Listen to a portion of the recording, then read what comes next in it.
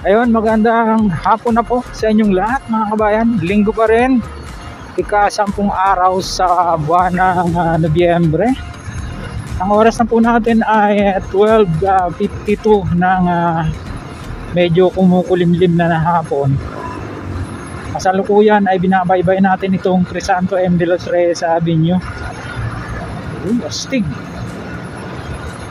After po natin dyan sa east-west lateral road, aakyat lang tayo ng kaunti. Kukumustahin naman natin itong bypass road dito sa itaas ng kaunti. Ito namang Tagaytay Alfonso bypass road. Medyo matagal-tagal na rin po tayong hindi nakakapasyal dito.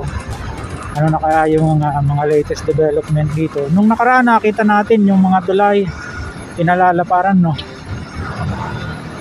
At yun na nga yung ating alamin. Then yung natitirang right of way dyan, malay nyo nagawa na, no. Dyan sa may, ang tawag nila dyan, Pinyahan from patutong Malaki North, patawid po ng Ginhawa North. Bale, ma-share ko na rin po ito sa inyo yung kalsada rito sa Crisanto M. de los Reyes Avenue. Ito po ay kung babaybayin nyo ito magmula dyan sa Governor's Drive sa may Manggahan, dire-diretso po ito ng Tagaytay. Opo.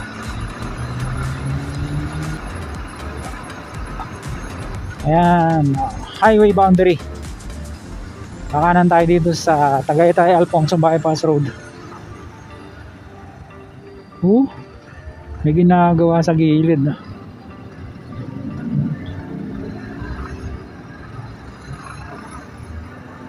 Tanyo kahit linggo medyo nagbi-build up na yung sa intersection kasi marami nang nakakaalam dito, lalo na siguro kung ma-resolve yung raw issue dyan sa may patawid from patutong Malaki North hanggang dun sa Ginhawa North, lalong mas maraming dadaan dito kasi compare mo naman dyan sa Tagaytay Nasugbu Highway, napakaginhawang dumaan dito mga kabayan.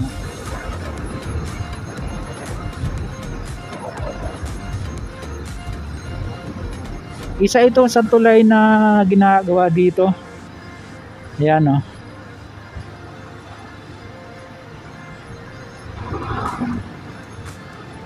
may latag na. Oh yeah.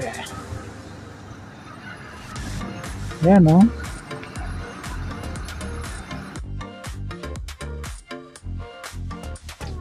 Ayan po, in-highlights ko lang po yung isang tulay na buo na dito.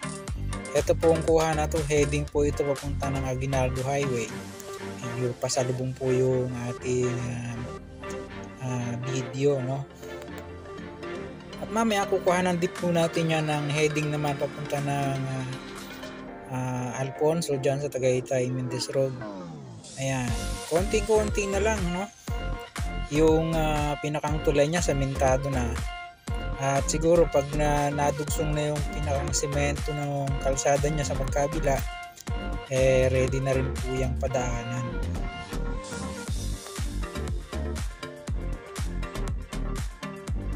Ihahangga po natin doon hanggang sa may Ginhawa North, Hindi ko alam kung ano nang nakakasakop na barangay dito Pero heading po tayo ng Ginhawa North na nasasakop pa rin ng patutong Malaki North, nasasakop po ng Tagaytay. Ito po yung isang tulay pa, maluluangan pa yan. Then dito sa part na ito yung mga concrete girders nandiyan sa magkabi-kabilang gilid.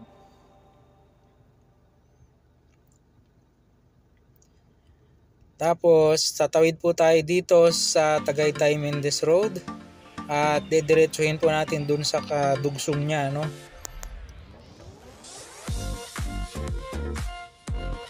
Pasensya na po kayo mga kabayan, voice over muna tayo kasi hindi nag-record yung ating audio recorder, kaya wala tayong audio. Dito may mga girders pa rin na yari na, ready na itong i-install.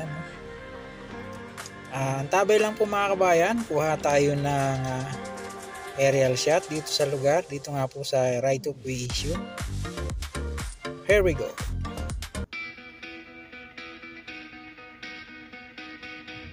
Yan, ito na po yung tulay.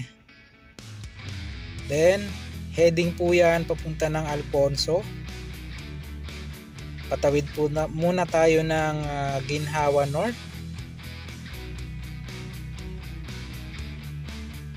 Yan, ito po yung hindi pa magalaw-galaw dito dahil di umano ay humihingi muna ng payment yung may-ari bago po galawin yung area, no?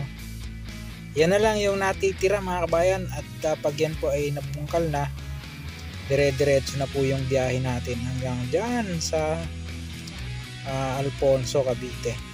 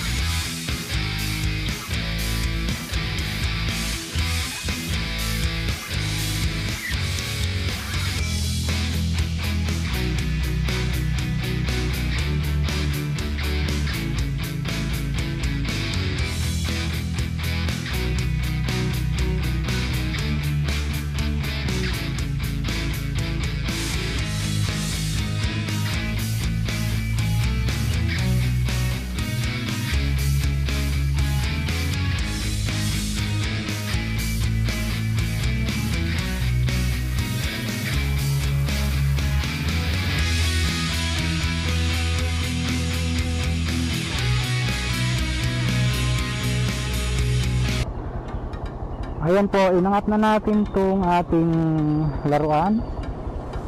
Then dumaan dito sa tulay. Ayan o, may gumagawa rito yung girders.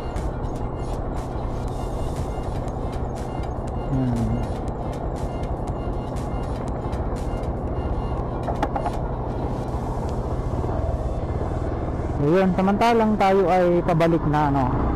Panoorin niyo po yung ating aerial shot na nakarating dyan hanggang sa Ginhawa North. Hindi na natin masyadong pinalayo. Takot pa.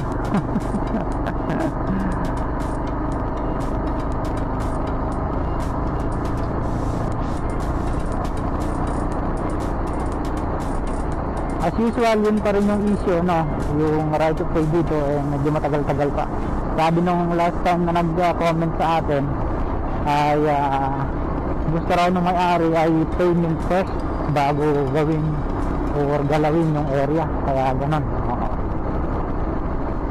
So dito ayun nga, pinapalim natin dito yung ating drone dito sa may panulukan ng Mendez Tagaytay Road. Yan. Kaliwa Mendez, kanan Tagaytay. At diretso, pabalik tayo ng Aguinaldo Highway. Nakalagay dyan to Manila. Ayan. Samantala sa mga ngayon lang po napagaling sa ating munting channel, huwag mo kong kalimutang mag-like at mag-subscribe, pakipindot po ang notification bell para lagi po kayong updated anytime mag-upload po tayo ng video. Kung muli si Kabayang Alex, lagi nagpapaalala, mag-ingat po tayo, lagi tayong manalangin ng pagkarama sa Diyos. See you po in my next vlog. God willing. Hasta bye-bye.